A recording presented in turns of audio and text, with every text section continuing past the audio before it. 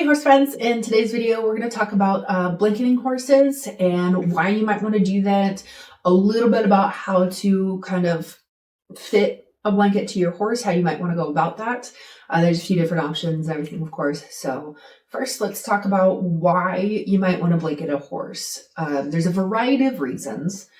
Number one thing would be if your horse doesn't have a winter coat and they need the warmth and everything. And we'll go over it a little bit more in depth in a different video, but there's weights in blankets, there's gram weights of how warm they are and how you might determine what warmth you might need for your horse. And then you want to check waterproofing. And you have to redo that every so often to keep it waterproofed. Otherwise, if you have wet winters or wet springs in your blanketing, and your blanket isn't waterproof, it's going to soak into your horse and then kind of defeat the purpose of a blanket.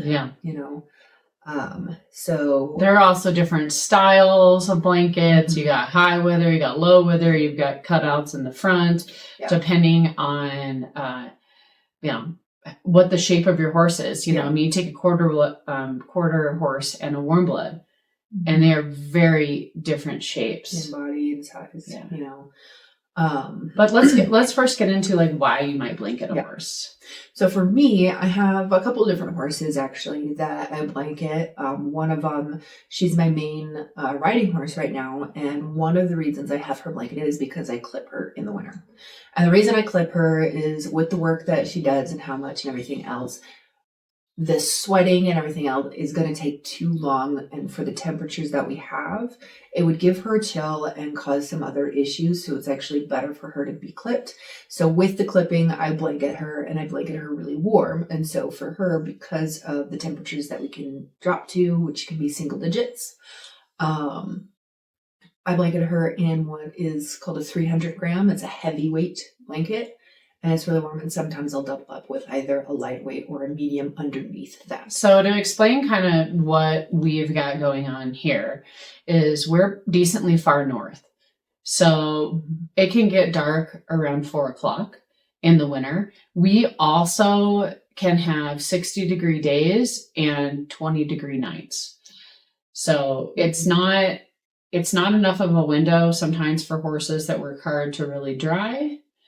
And it's really cold at night. So I kind of think of it as if you're really sweaty, and remember, it takes up to 24 hours for the horse to stop sweating at the skin level. So if you're sweating overnight, to me, it's like going to bed with a wet towel. That's not a fun experience. And there are ways you can dry horses, don't get me wrong, but when we're trainers, we don't have time for that. We just don't. So that's why I have her blanketed. So some people will clip their horses and have blankets for that. I have another horse who just doesn't really grow a winter coat. As I mentioned in the beginning, that might be a factor. So she gets usually a medium weight, so it's not super warm, as warm as the other one, but she doesn't need quite as much, but she does need it. And she is a hard keeper and tends to lose weight in the winter. So if your horse has all of their winter coat or has a good winter coat, but is a hard keeper and they tend to lose weight, also look into that, because adding calories, adding hay, yes, that can help, but sometimes adding in a blanket just helps them keep the weight on. Because yes, horses will generate heat from eating, but you have to look in what else might be beneficial for them. Another reason, and we do this with our school horses, is being senior. Their joints, their arthritis, and everything that helps them helps keep their backs warm so they can move around a little bit easier.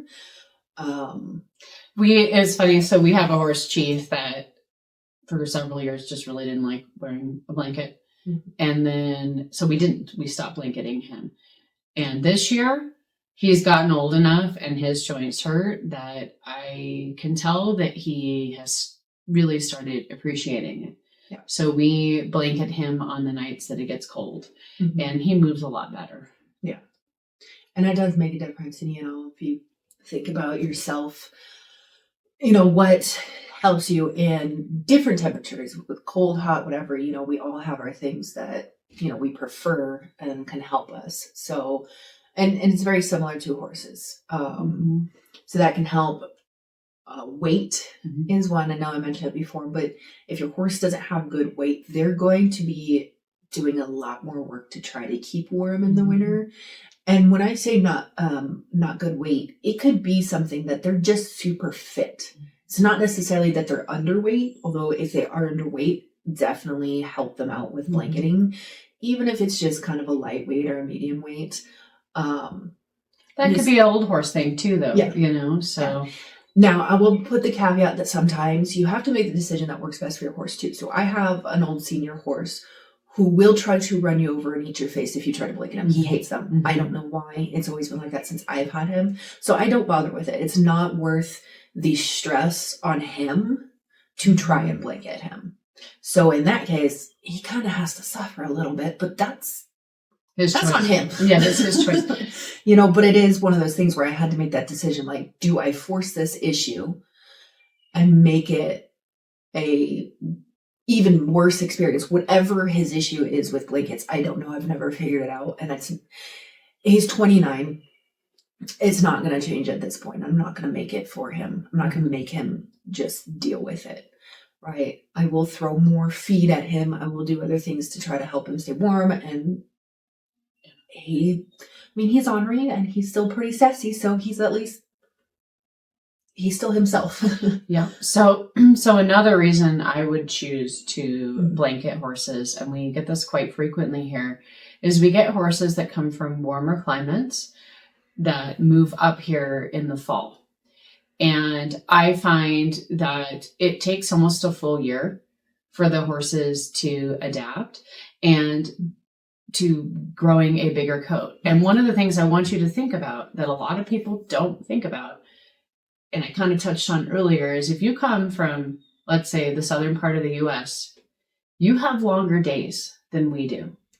And it takes, and that we know that the longer days, right, create a shorter coat in general. So those horses have never experienced this shorter time frame, darker hours, which tells their body to secrete hormones to produce a longer coat. So it can take several years for a horse to adapt to their new climate, new living situation.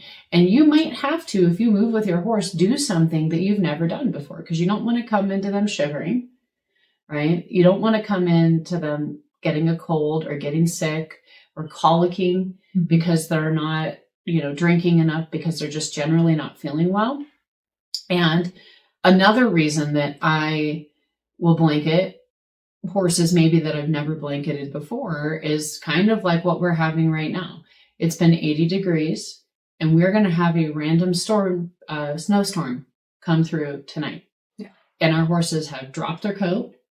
They're shedding. Some of them have a beautiful, almost summer looking coat. And that's not fair. It's like a 90% chance of snow tonight.